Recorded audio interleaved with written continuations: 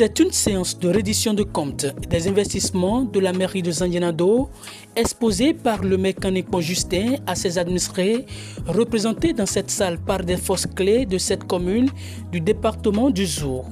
Un exercice conforme aux exigences de la décentralisation qui permet à l'autorité communale de faire le point des réalisations menées dans le domaine de l'éducation depuis juin 2020.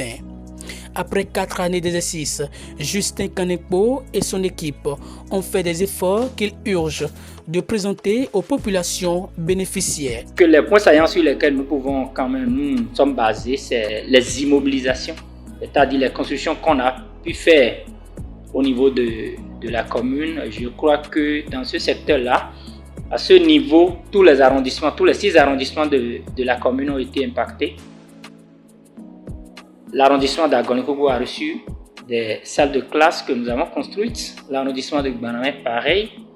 L'arrondissement de Dovi en a reçu. L'arrondissement central de Tontan en a reçu. Agonekougou, je l'ai dit, l'arrondissement de Péikwa aussi a reçu beaucoup de constructions de salles de classe. Au-delà des constructions des salles de classe, nous avons essayé aussi de construire des logements pour les enseignants.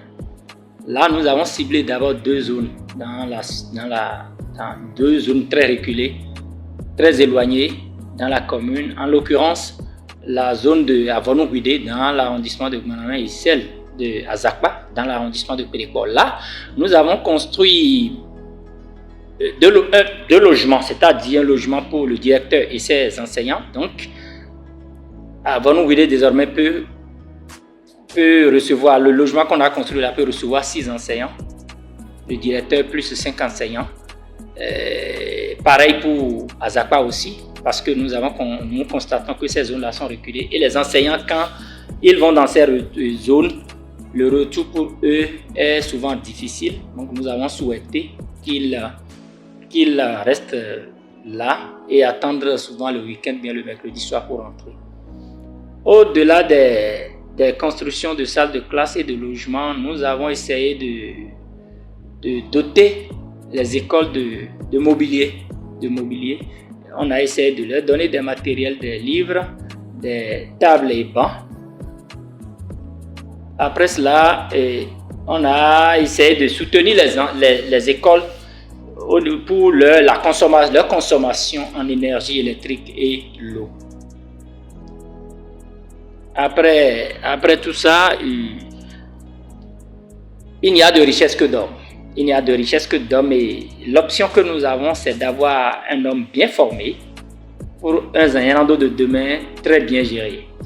Alors, dans cette dynamique, nous avons décidé depuis 2 ans d'accompagner les enseignants pour les travaux de fin d'année, les travaux dirigés au niveau de l'enseignement primaire. Donc, l'année, il y a 2 ans, nous avons pu mettre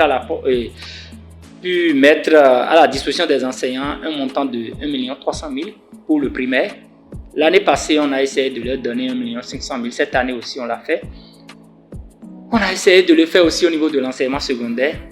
À travers cette séance de reddition de comptes, les participants y voient un devoir de transparence que le maire de Zandjianado imprime à sa gouvernance. Ils ont salué les efforts fournis depuis son installation et souhaitent qu'il élargisse son champ d'action pour impacter davantage toutes les couches de la commune.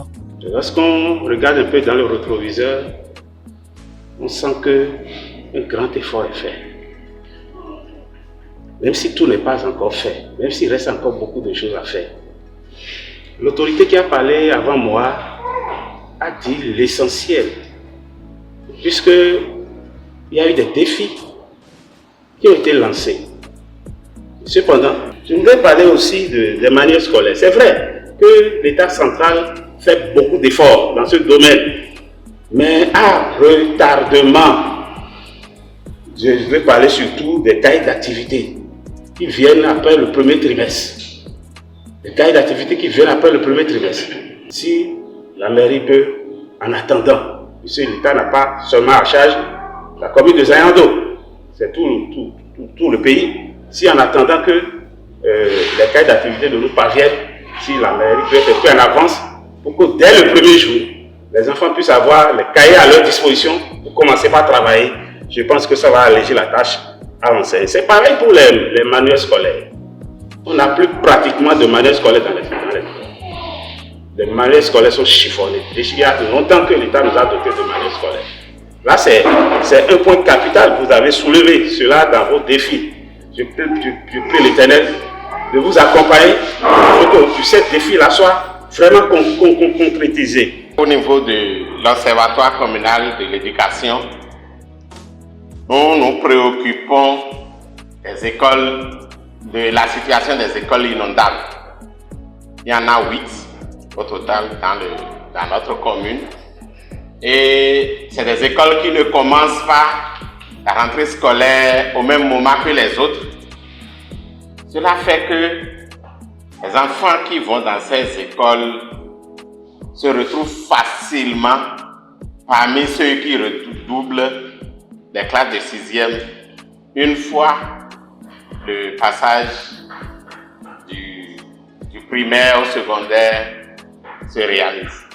Donc, nous voudrions bien demander que la mairie essaie d'avoir des espaces aménagés où garder ces enfants qui vont commencer la rentrée au même moment que ceux qui sont sur les TFM.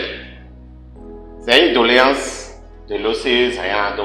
Tout en appréciant la qualité des échanges, ces forces vives de la commune de Zanyana-Do souhaitent que cet exercice soit réédité pour permettre aux administrés de mieux connaître les réalisations de la mairie qui impactent le quotidien du citoyen de Zanyana-Do.